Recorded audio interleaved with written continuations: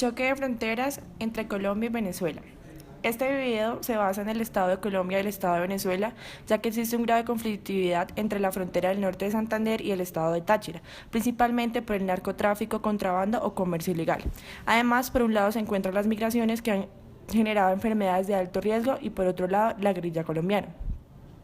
A partir de esta problemática se identificaron los actores, grupos y movimientos, las luchas y los reclamos, las acciones tecnopolíticas, y con estos aspectos se hizo un análisis coyuntural relacionado con el conflicto, los aliados y los enemigos y los recursos jurídicos. La población seleccionada como sujeto de derecho con la que se va a trabajar se identifican principalmente los ciudadanos de San Antonio, Venezuela, y los ciudadanos de Cúcuta, Colombia, quienes han sido víctimas de esta problemática y algunos de ellos han podido ser refugiados. La toma de decisiones del gobierno colombiano y venezolano, donde han intervenido organizaciones internacionales. Las zonas seleccionadas son las tensiones fronterizas entre Colombia y Venezuela, que se ubican desde Cúcuta, San Antonio, hasta la zona de La Guajira, la cual está fuertemente influenciada por los movimientos guayú, del que gran parte se dedica al contrabando. Nos centralizamos en los conflictos de la frontera entre Cúcuta y San Antonio de Táchira, ciudades donde a lo largo de los años se ha mantenido un gran flujo de personas por las diferentes interacciones del Estado de Colombia y el Estado de Venezuela. En los últimos años, las dos capitales, tanto como Bogotá y Caracas, han apartado sus políticas internacionales. Esto se debe a la cooperación de Colombia y Estados Unidos desde el gobierno de Pastrana en la lucha del narcotráfico. Esto causó fuertes tensiones políticas por la presencia y el flujo de actividades relacionadas al narcotráfico y a los movimientos armados por estas fronteras. Las tensiones aumentaron en el gobierno de Álvaro Uribe Vélez, quien a través del Tratado de Libre Comercio, TLC, con Estados Unidos, afianzó sus relaciones sociocomerciales con Washington. Frente a esto, el gobierno de Hugo Chávez en Venezuela dirige su política en contraposición con la política de Colombia y estadounidense. Entre los actores existen diferentes intereses, como el de los empresarios. Estos han hecho surgir nuevas formas de comportamiento de los habitantes de estas zonas, promoviendo la actividad del contrabando y el narcotráfico, en donde los estados tienen que hacer un fuerte control aduanero. De igual modo, es un hecho que existe la corrupción dentro de las entidades estatales colombianas y venezolanas. Esto se ha visto permeado por diversos factores. En primer lugar, la constante ausencia del gobierno central para regular, seguido esto la búsqueda de los propios intereses por parte de los empresarios y aquellos pequeños comerciantes. Por último, la necesidad o la forma de obtener dinero fácil, principalmente por trabajadores del Estado o desempleados. En este mapa se puede observar los principales actores de la problemática, los cuales son los ciudadanos de Táchira y de Cúcuta. El gobierno venezolano y colombiano, que son los principales mediadores que se han basado en los acompañantes, las diferentes organizaciones internacionales y movimientos o grupos sujetos de derechos para tomar decisiones con respecto a la zona fronteriza altamente conflictiva. Estos tienen una alta conexión con las organizaciones internacionales, las cuales han contribuido de manera poco eficaz con la problemática fronteriza, debido a que deciden involucrar para evitar generar descontentos entre uno u otro gobierno. Por otro lado, están los colectivos, grupos, movimientos que son sujetos de derechos, el paramilitarismo, contrabandistas, inmigrantes, grupos guerrilleros, narcotraficantes, todos estos van ligados a uno solo, ya que el contrabando es el que financia a los grupos guerrilleros y a los paramilitares, y todos los inmigrantes suelen ser ilegales. Por último están los acompañantes, que son el Observatorio de Venezuela, organizaciones de las Naciones Unidas, la Unidad Nacional para la Gestión de Riesgo de Desastres, organizaciones de los Estados Americanos, Iglesia Católica, Amnistía Internacional, Gobierno de Paraguay y Gobierno de Estados Unidos, que han intervenido en el conflicto. A raíz del cierre de la frontera se dieron las reivindicaciones de los sujetos sociales.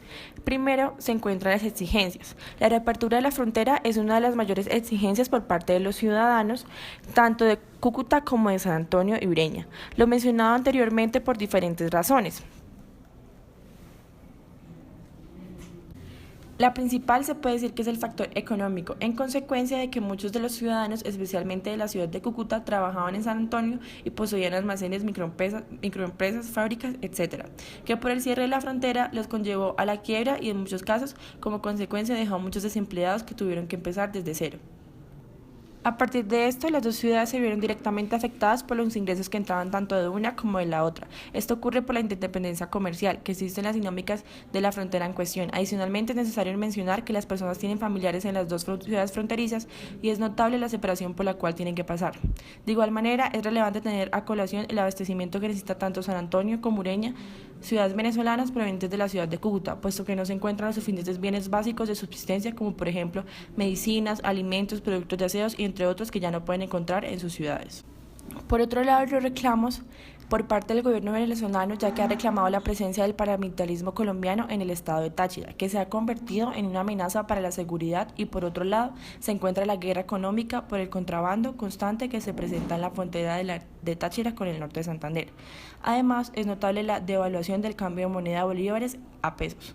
Por el lado de los colombianos, muchos tuvieron que retomar después de ser expulsados por la pobreza o violencia de su propia nación, pero desde el lado de Colombia existen reclamos porque los venezolanos vienen a comprar alimentos en gran cantidad y otros insumos de primera necesidad.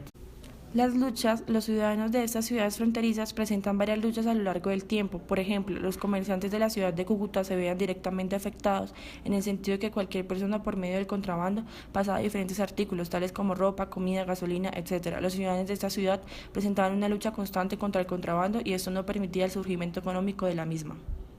Además, los habitantes optan por lo más económico y no apoyaban lo que se producía en la ciudad. A partir de esto, se puede decir que en cierta medida Cúcuta dependería de Venezuela en términos económicos. Por último, se encuentran las banderas, ya que en las ciudades fronterizas es común que los habitantes obtengan la doble nacionalidad por diferentes factores, ya sean económicos, familiar o por otros beneficios. La mayoría de las personas tendrían a ser confundidas por los individuos de otras ciudades de los países que se expresan de estas dos ciudades como si fueran una sola, debido a que antes. De acuerdo a nuestra investigación, se implementarán políticas de integración al empleo formal en Cúcuta, una ciudad que es clave porque en ella el desempleo ronda en el 16%, siendo la tercera más alta de Colombia. No solo por la economía las personas han migrado, sino también porque norte de Santander es y ha sido una zona de conflicto interno colombiano, en donde se encuentran guerrilleros, paramilitares y narcotraficantes. Para diciembre del 2014, había en Venezuela 173.519 colombianos considerados personas de interés por la Agencia de Naciones Unidas para los Refugiados, ACNUR. De ellos, 5.052 eran reconocidos como refugiados por las autoridades venezolanas. Por lo anterior, es pertinente establecer instituciones sólidas con presencia en las periferias del Estado colombiano. A través de ellas, analizar y establecer las necesidades respecto a la población en estudio, las cuales por el momento han sido la seguridad, el desempleo y los grupos armados ilegales. De acuerdo con esto, es de requerimiento inmediato un representante de los migrantes en Venezuela para que con certeza manifieste las necesidades reales de los colombianos en el estado vecino. De la misma manera, se necesita un acercamiento político con Venezuela para que en conjunto se elaboren políticas para los migrantes colombianos, tanto para los venezolanos en Colombia. A lo largo del trabajo desarrollaremos estas propuestas con más detalle.